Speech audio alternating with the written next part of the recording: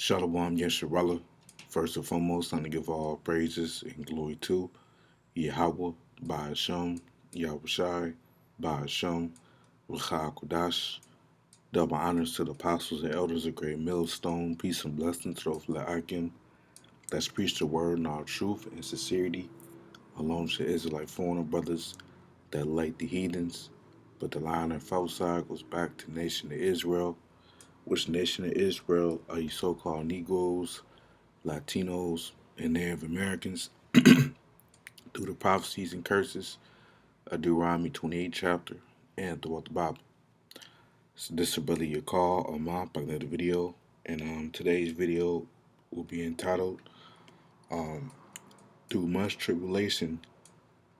Um, we have to go through much tribulation to enter into the kingdom.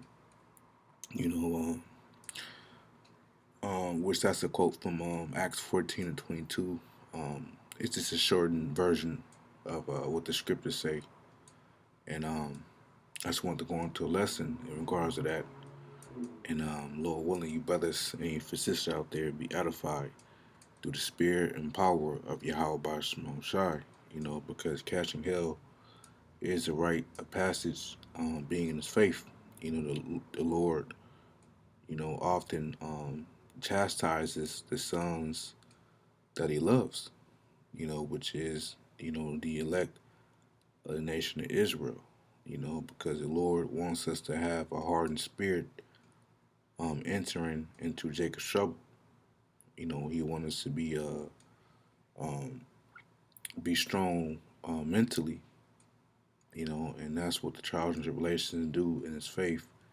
It strengthens the inward man, our spirits, and to be hardened men, and I'm gonna start in the book of Acts chapter 14 and verse 19. The point is in verse 22. I'm starting verse 19, just to build the vibration. It says, "And there came thither certain Jews from Antioch and Iconium, who persuaded the people, and having stoned Paul, drew him out of the city, supposing he had been dead." So Apostle Paul, he was actually stoned. He actually died. It says, "Howbeit, as the disciples stood round about him, he rose up and came into the city, and the next day he departed with Barnabas to Derbe." So this is a miracle that, Yahweh by Shemon Shai put, the spirit back in Apostle Paul to teach the gospel. Because remember Apostle Paul, he was an apostle to the Gentiles. That was his office because, Apostle Paul, he spoke Hebrew and Greek. He was a learned man. He was a Pharisee, a righteous Pharisee. You know, it's because, most people think all the Pharisees were just, wicked, which most of them were. But you had righteous Pharisees as well. You know, Apostle Paul was one of them. It says, verse 21 says, "And when they had preached the gospel to that city and had taught many, they returned again to Lystra and to Iconium and Antioch, confirming the souls of the disciples." So when you want the word confirming, it's from the Greek word episterizo, which means to render more firm, strengthen more. So Apostle Paul was strengthening the souls of the disciples, through sound doctrine. It's exhorting them to continue in the faith. Encouraging, exhorting means encouraging, and that we must do much tribulation, enter to the kingdom of the Most High Yahweh, right? And that still applies today. We gotta go through much hell, much tribulation to enter to the kingdom, Lord willing. Because we haven't went through Jacob's trouble yet. Jacob's trouble is gonna be a time like no other time that has been on the earth. It's gonna get very bad out here very soon, man. It's gonna get very scary, but also exciting too, because the Lord is gonna show up for his elect men of Israel. It's gonna show his miraculous wonders in the earth. He's gonna confound Esau, all of Esau's technology, his AI.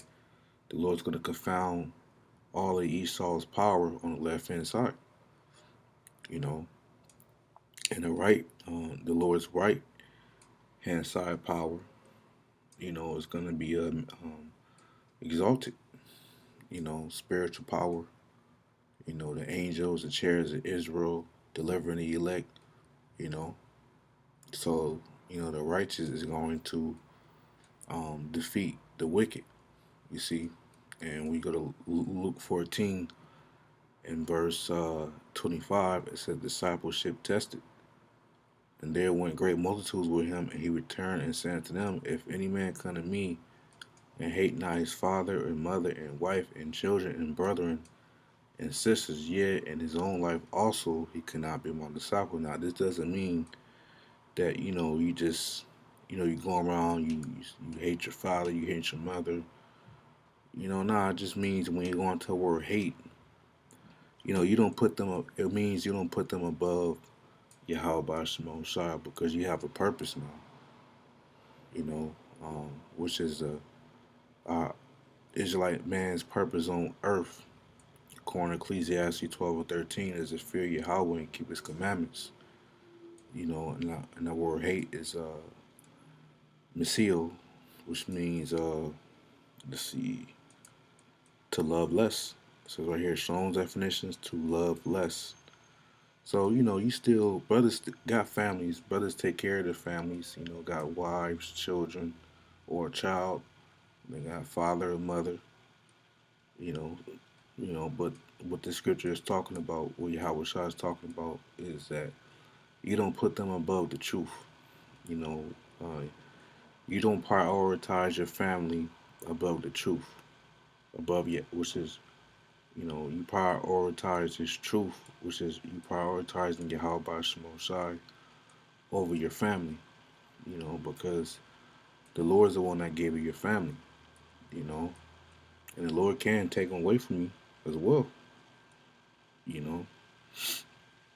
So, um, it says, and whosoever does not bear his cross and come after me cannot be my disciples. Yes, so we all gotta bear our cross in his faith, and every brother cross is different. Some brothers crosses is dealing, with not having a woman, or um, financial woes, which we all go through that, you know, but some brothers more than others, um, uh, you know, getting sick, ailments, injuries, you know, catching hell with your woman, your woman leaving you, your family looking at you with a disdain look now because you're in the faith. They see the transition in you and they have become offended because you now the new man in Yahweh Shai. So you know we all got our cross. We got to bear it, man. We have to bear it. Every brother cross is different. You know, every brother temptation, affliction is different. But what we all share in common is that we all got our cross. We got to bear it.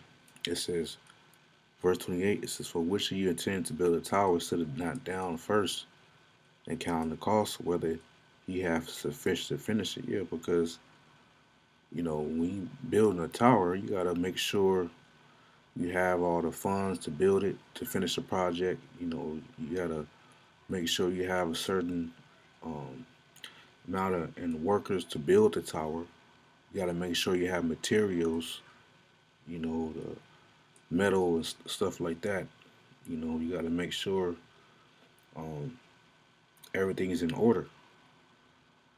So before you build a tower, you gotta count all those things that cost. So likewise with this truth, you gotta count the cost that you're gonna lose your family. Of course, brothers um, brothers are responsible. They take care of their families, their women and their children. But just counting the cost that your woman might leave you. She might take the kid, your child. Your family. Gonna turn on you. Because of this truth. People not gonna uh, like you, for the most part. Go from your coworkers, your neighbors, these people in public. People gonna have a because they don't know what it is. They can't identify it, but they know something that's different about us. And but they don't know how to categorize it, so they just label us as evil. They still label us as niggas, but they may say, "Oh, weird. That's a weird dude," and that's all right, because you know our faith is with Yahweh by Shimon Shad, man. It says, "Less happily after you have laid the foundation and is not able to finish it, all that behold it begin to mock them." So, if you lay down a foundation, you're not able to finish it.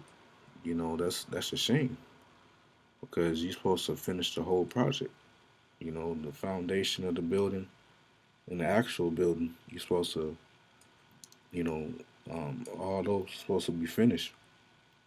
So same in this truth. So you don't want to be, building foundation, the Lord's foundation, which is, teaching um, Jake this truth, but then you forsake the truth. You end up leaving the truth due to afflictions, and but it's gonna laugh at you if you forsake this truth. But it's gonna fear at the same time. But a lot of times, a lot of men in faith, from our short time in the faith, a lot of men fall out for foolish reasons. Because fall out because of their woman. But it's gonna laugh at you. You fell out over a woman. The Lord gonna give us a manifold woman very soon. But just give an example. It says saying that this man began to build, it was not able to finish, or what king going to make war against another king instead of not down first and consulted whether he be able with 10,000 to meet him that come against him with 20,000. Yeah, so this king, you know, if he understands he's short on men, he not gonna he not gonna go into war because he understands that he's outnumbered. And also you gotta war deals with a lot of things. You gotta make sure the soldiers is fed. They got weapons. They got um, you know um, food and stuff and water. Make sure the morale is good. You got to make sure they got uniforms. You know, so it's a lot that goes into war. You know, so the king has to consider that. All the possible things that can potentially happen before he enters into the war. Make sure he has to make sure everything is good on his end with his military. You know, so it said, or else while the other is yet a great way off, he sent up an ambassador, which is an ambassador, and desired condition of peace. He ended up sending a representative of him to the other king, and with a letter, hey, I don't want peace, I don't want no war, because he understands he's outnumbered. He understands he's not gonna win no war. So likewise, whosoever he be of you that forsake not all that he have, cannot be my disciple, right, man? So because very soon we're gonna have to forsake everything. When this MOTB technology be made mandated here in America, we gonna definitely gonna have to be off the grid.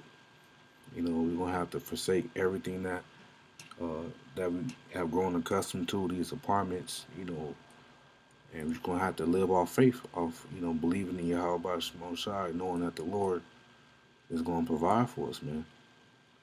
You see, 1 Peter 4:12 it says, "Beloved, thinking not strange concerning the fiery trial, which is to try you as though some strange thing happening to you." So like, yeah, so you know, not supposed to thinking it's not a strange thing when things happen because it's supposed to happen. It's not a strange thing when temptations come upon us because we're supposed to. That's our rite of passage. That we're supposed to go catch hell in this faith. You see, so yeah, man, you just gotta keep continuing to fight, Akim, and it's not easy being in the faith, but you gotta keep continuing to pray to Yahweh Shimon Shai that he keep us and he don't he take not his Holy Spirit from us, man. So yeah, I was gonna make a lesson on that. Lord willing, Aqua's edified, and until next time, Shalom.